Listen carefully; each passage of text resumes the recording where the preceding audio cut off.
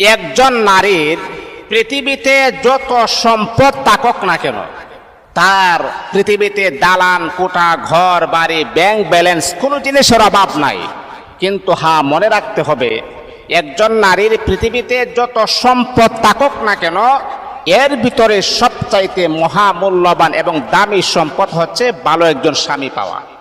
যেই নারী ভালো একজন স্বামী পেয়ে গেল, এই পৃথিবীতে যদি তার সম্পদ নাও থাকে, তার চাইতে সুখী, তার চাইতে ভালো আল্লাহ তাআলার এই জমিনের ভিতর আর কেউ হতে পারে না।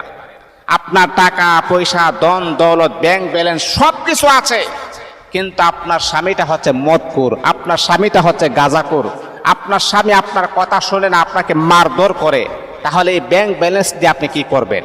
এই টাকা পয়সা দিয়ে আপনি কি করবেন? এই সম্পদ দিয়ে আপনি কি করবেন? এই জন্যে একজন নারীর সবচাইতে ইম্পর্টেন্ট